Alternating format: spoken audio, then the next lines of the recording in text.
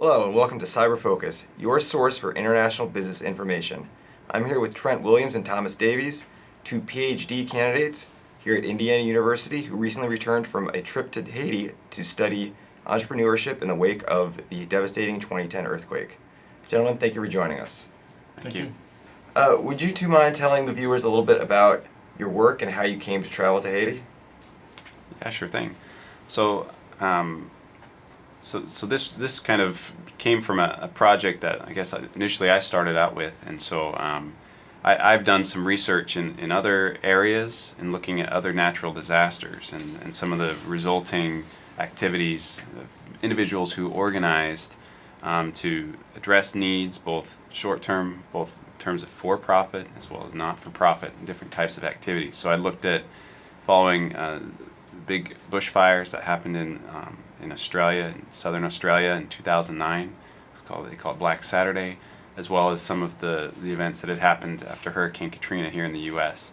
And so what we really became interested in was, well, would some of these similar principles apply, or how would things be different in a place that was already extremely resource deprived, and then now they were even more resource deprived? And so really the kind of the overarching question is, how do organizations emerge in resource deprived situations? And so that kind of was some of the initial thinking. And as we started to think through some of the different options that might be, we started to think about Haiti. And I have a background in speaking French. I lived a couple of years in the Paris area, and then I started to hear from some of my friends and about Thomas here, who he'll explain a little bit more about his background. And so in any case, that was kind of some of the initial ideas, and then we started talking. I initially went to Thomas to get some advice on Haiti, and then before we knew it, we were planning a trip to head down there together. So I think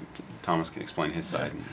Well, it worked out really nice for me. I'm actually in the School of Education, but I work with the Creole Institute here on campus, and we develop materials and dictionaries and courses in Haitian Creole and other Creoles. And we're basically interested in the interviews for linguistic purposes. So we will take the interviews that we had Trent is going to be using for his research, but we'll also take those interviews and use them in looking at the linguistic aspects of it. But I was a Creole speaker and also a French speaker, but the Creole kind of came in handy for Trent because he didn't speak Creole, and so it just made sense to collaborate, and it actually worked out really well. I spoke in Creole most of the time to most of the people, and they answered in Creole. And whenever Trent had a question, he would ask it in French, and they would usually understand and speak back in Creole. So it worked out really, really well, and it was a great collaboration. I was just glad to be a part of it. It's not really my area of expertise, but the linguistic aspect, I guess, probably is. So this trip sounds fascinating. I was wondering if just you could give some broad details about how long you were there and what you saw when you were down there. Sure. So yes, we went down just before Christmas in December, or just after the semester, and came home just before Christmas. So we spent about 10 days down there in Port-au-Prince. And while in Port-au-Prince, we visited a couple small outlining towns that weren't too far away, but generally stayed in that area, which interestingly, that was the area the hardest hit by the earthquake. And so while down there, generally the goal was we were interested in organizations that had emerged immediately following the natural disaster, the devastating earthquake. So if you recall, there were hundreds of thousands that died and millions that were displaced by the earthquake. It was one of the worst natural disasters in their history, and in the Western Hemisphere as well. So with that, we spent a lot of time interviewing different people about how their organizations emerged and how they accomplished their different goals. Now, I was wondering, before we get into what you found regarding entrepreneurship, if you could set the stage a little, what are conditions like in Port-au-Prince today? Yeah. Well, one of the things we looked at was we went to several of the camps where the refugees are, and it was surprising a little bit to us to see that there was still people in the camps 3 years after the earthquake, and it was kind of telling to look at that. But they live in very poor conditions and that kind of thing, and it's very difficult circumstances for most people, I think. Well, it sounds like would it be fair to say the recovery still has a ways to go? Are those efforts ongoing? There's efforts ongoing, but it still has a long ways to go. It's very slow in some ways, a lot because of the red tape coming from the government and different organizations. But yeah, it still seems to have quite a ways to go. Okay. And to add to that, just to paint a picture of just driving down the street, you'll see, and we stayed right near where the presidential palace was, and the presidential palace is now just a pile of rock. All the monuments, big national monuments, are damaged or vandalized in some way. Enormous potholes in the roads, and just there's still piles of rock, rubble all over the place. I mean, there are a lot of signs of regrowth and of construction as well, but generally speaking, you still feel like you're very near to the disaster as far as time-wise. So, in the face of these challenges, this sort of devastation, what sort of entrepreneurial opportunities have you seen rise up? Yeah, well, I think I'll give just two quick examples. So the first was, immediately after the disaster, there are kind of just various needs that emerged, and really the first is you need a place to stay, you need medical care. There's only one hospital still functioning, and it was so full, people were out in the streets trying to get care. And so, some of the entrepreneurial activities that we saw were kind of impromptu relief centers. There's one that was interesting to us that occurred at a local church, and literally within hours, some of those local church leaders had organized individuals into various groups, some to procure food, others to turn the meeting area into a hospital, basically, an impromptu hospital where they did perform local anesthetic surgeries there in the church. So anything ranging from that to also going out and finding various members in the community to check and see if they're okay. So that was kind of one example as far as some of the activities and organizing activities we saw. And then some others were much more what you might think of as a typical entrepreneurial activity. So for example, there was a woman who was in school with her sister at the time of the earthquake, and sadly the earthquake led to the death of her sister, even though they were there in the same room. She kind of took that experience and decided that she wanted to make something of herself. She has goals to even expand her activities internationally, but she took kind of some of the things she learned from school as well as some of her knowledge in the local community and started up a small restaurant that's really way out in the countryside. So it provides a lot of the locals access to good, cheap food. It also provides a way for her to have a livelihood, and she kind of had her sister as an inspiration. Her sister's name is Jersey, and it's the Jersey Snack Shop. So those are just kind of a couple examples of some things that emerged. And I saw in the camps, it was really interesting. To me, that was probably one of the most interesting parts, where you saw the camps, first of all, organizing right after the earthquake, and people just kind of came to the surface to help in those first few days, few weeks, and everything. And then eventually they became more permanent. And after you saw several small businesses that had started inside of the camps, and so you had things like restaurants, barbershops, little candy stores that people operate right out of their tents mostly. And I thought it was really interesting to see how they had developed the camps from where they started to where they ended up now. So it almost sounds like entrepreneurs are kind of filling a void left by the destruction of more established businesses. Would you say that would be fair?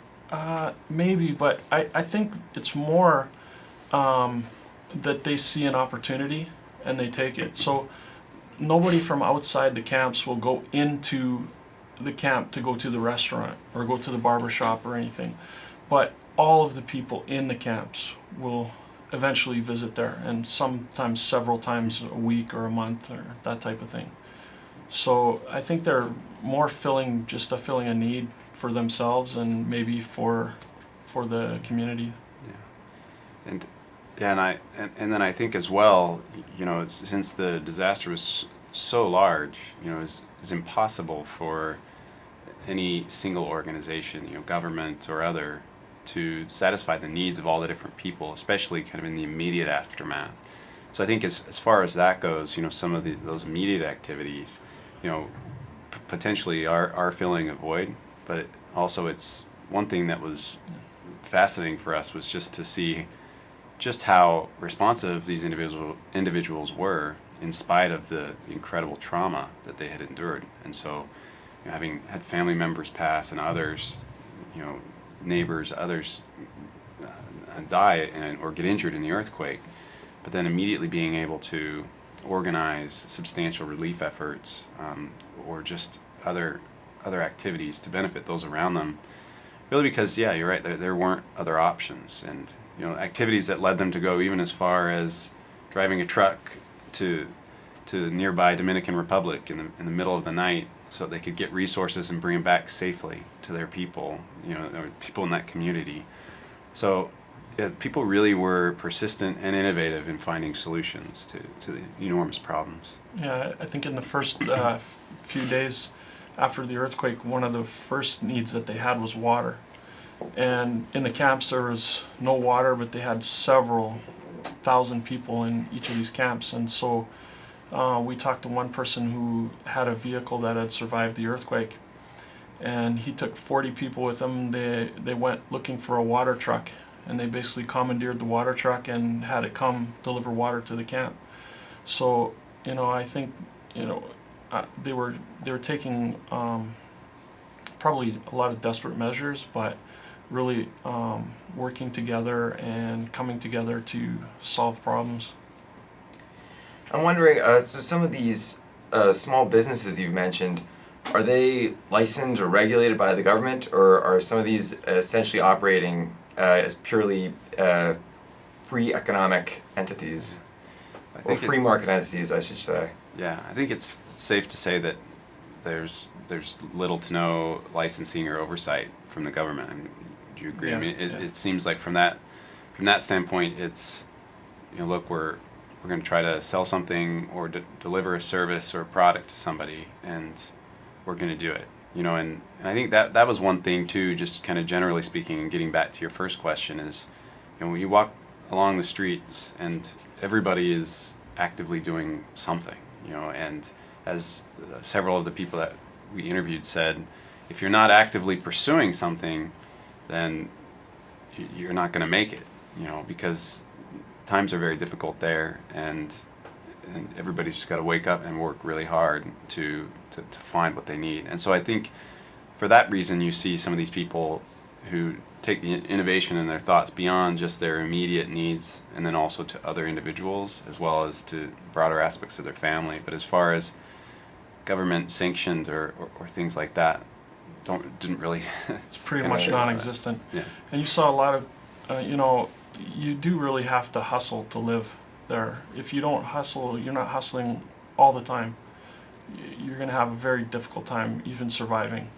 And you saw people just creating their own jobs, basically. So they have the public transportation, and somebody will show up at the corner and basically try to get people to get into the buses and everything like that. And nobody hired them. Which are just trucks. Yeah, right? basically just Pickup trucks. Yeah.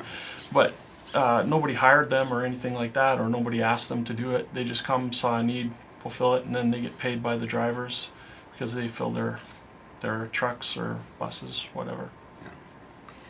So now, are these businesses, which obviously you say sprang up very quickly to fill a dire need, are they starting to become more solid, more permanent, or is it still kind of a very flexible system?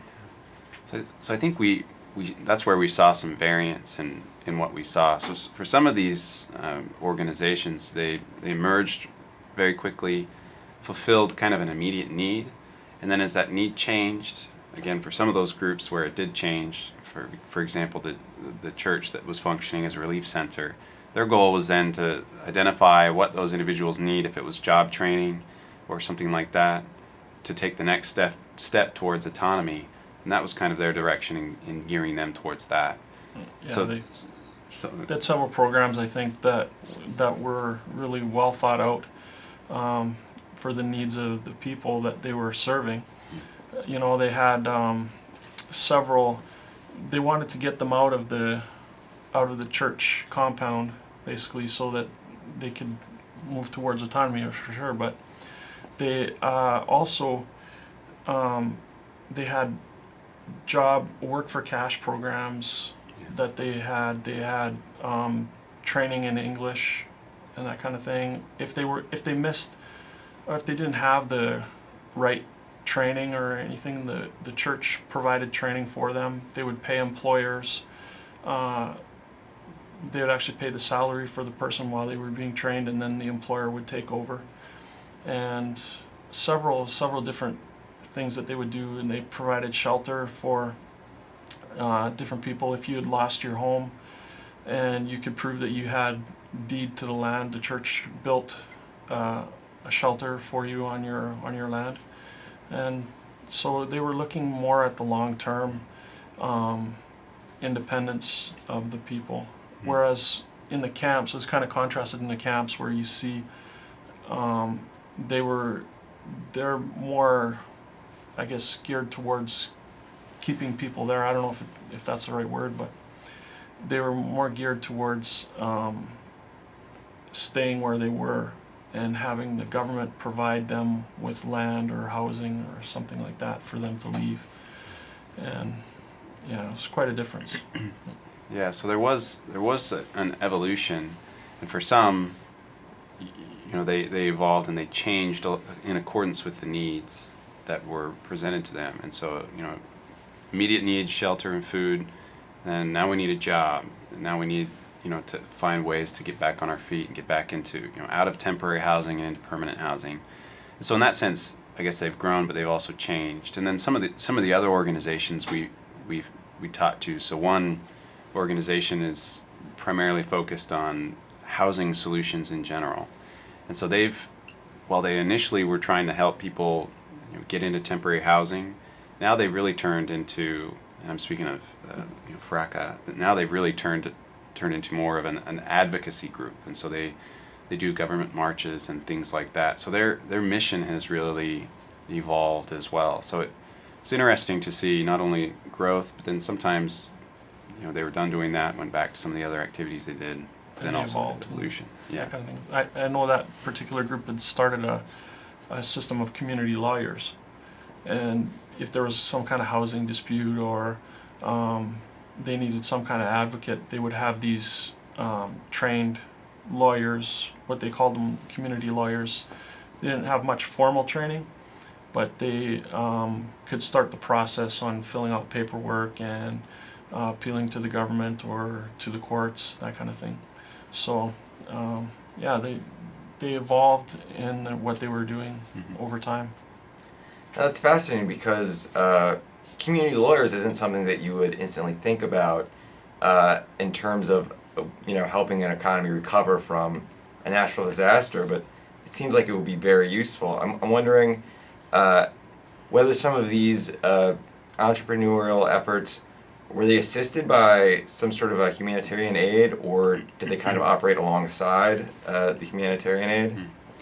So there's kind of a complex relationship between Haiti and you know, NGOs, non-government organizations or aid organizations, as well as foreign governments and the Haitian government. And you know, some have even gone as far as to call Haiti as, you know, a nation of NGOs, you know, because there's so much involvement from groups trying to help. And so inevitably, if you are going to try to act, it seems like a lot of them do end up teaming up with various aid groups. So some from the really small micro entrepreneurs that we found, starting smaller restaurants or things like that, didn't seem to be as much the case, except for perhaps finding supplies and things like that, finding access to rice or water or things like that.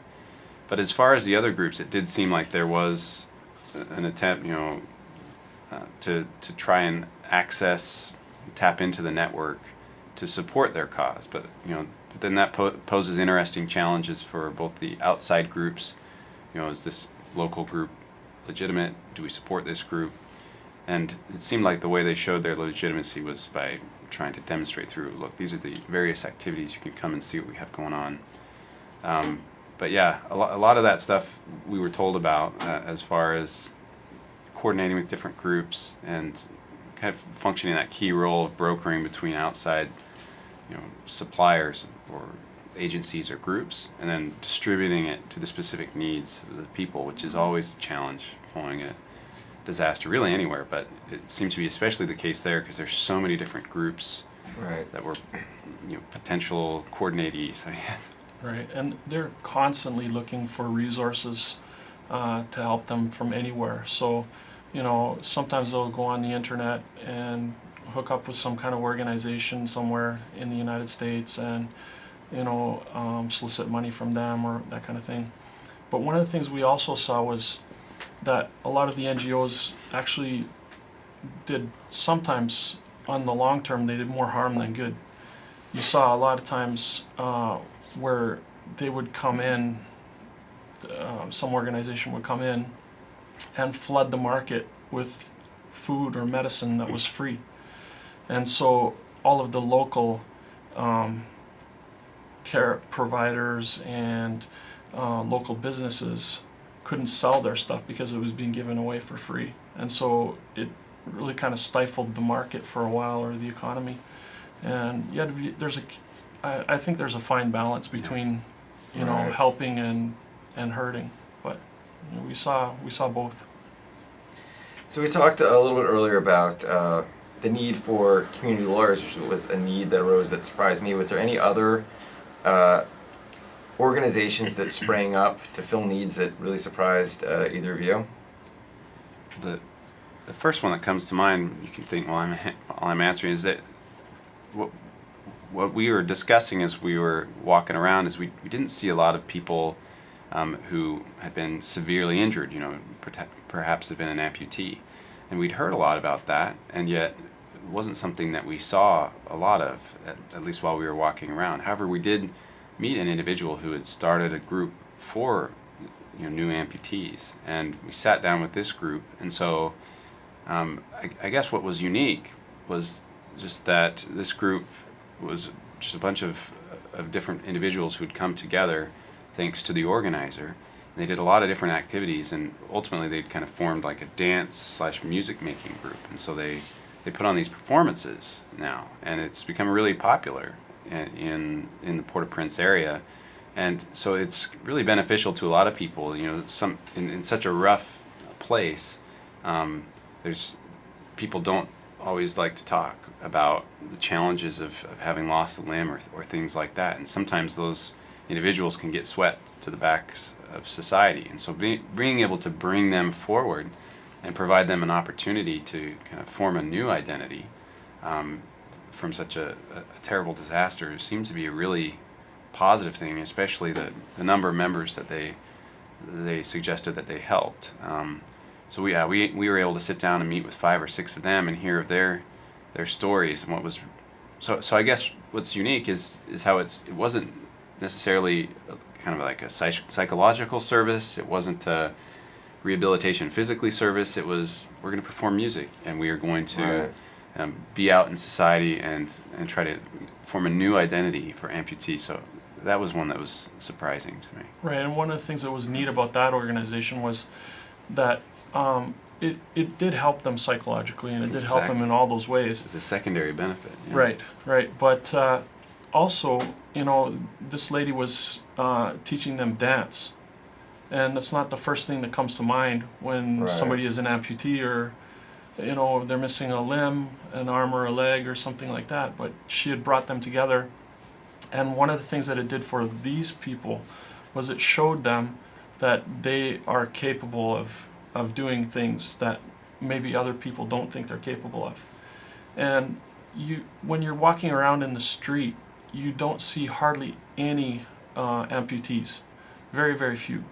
And I think part of the reason is that it's a little bit stigmatized, and they don't feel as like a whole person without a limb, with a limb missing and that kind of thing. And so this group had helped them to see that they were real people and full people.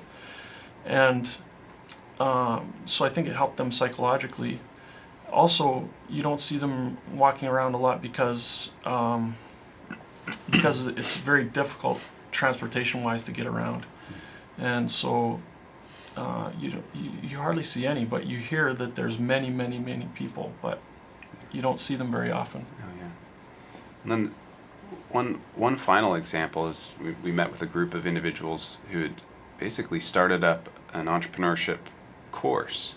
Now, but the goal of the course was at the end to kind of go through this business development idea, and then in the end initially it was just 3 winners, but now they're expanding that further, and so that more people can get funding. But I'm trying to remember how much it was that they got. Was it $1,000? Or? Yeah, they got $1,000 American, which was a significant amount of money. Right, and so in it's Haiti. so finding $3,000 for the reward wasn't that difficult for this group in soliciting outside donations for that reward. But what they did, so again, natural disaster occurs. My first thought isn't, all right, let's all get together and have a course on entrepreneurship. Right. But it proved to be very useful to the community in the sense that they could come, and not only these individuals who were part of the startup who ultimately ended up teaching the course, but they were doing their own ventures on the side as well.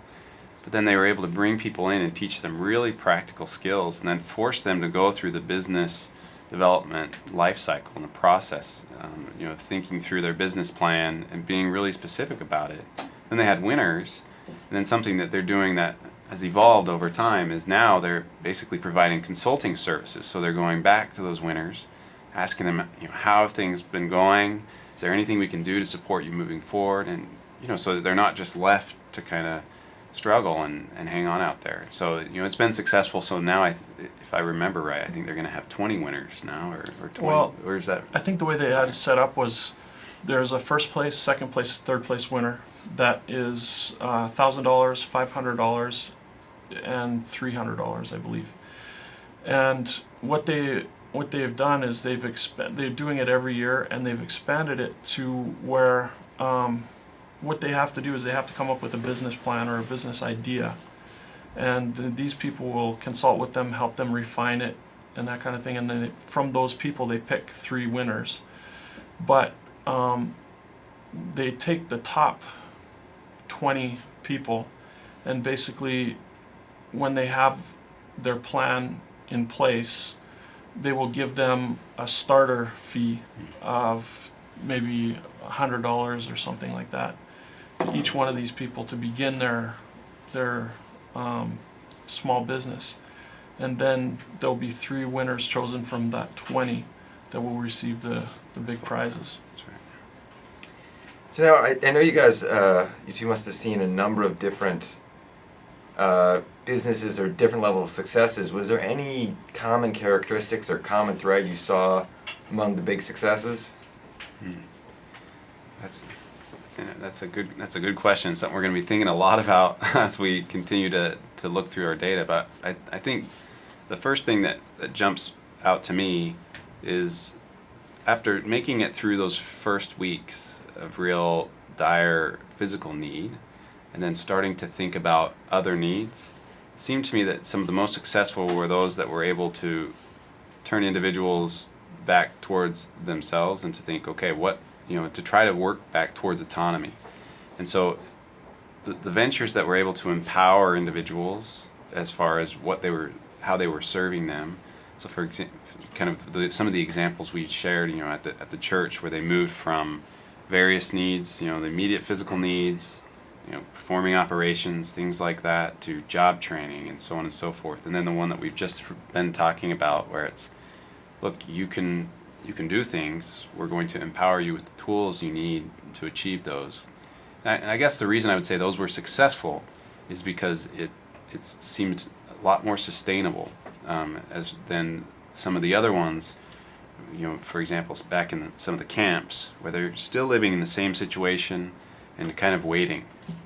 So their physical needs have been met, but I would view them as, so that's a success, and we definitely acknowledge that and honor that success. But then it doesn't seem like there's going to be any movement from that. We even asked some, where will you be in 5 years? And they said, right here. Right there. So, Right. so that seems to be a challenge. That's what comes to my mind. I don't know if Yeah, I think so. And I remember that the church had even talked about short-term needs, medium-term needs, and long-term needs, and how they were going to address each of those. And they really worked with those people to really kind of do that. And it was really inspiring to see a lot of these things happening for these people and how they dealt with it, and even the people in the camps, how they organized themselves and came together and all those things. It's just completely inspiring. It's something you don't see anywhere else, I don't think. At least I haven't seen it anywhere else. But Right. yeah, Thomas, Trent, thanks so much for joining us. thank you. Yeah, thank you very much. That's all for this edition of CIBER Focus. If you have any questions or suggestions for further topics, please reach out to us at ciber@indiana.edu.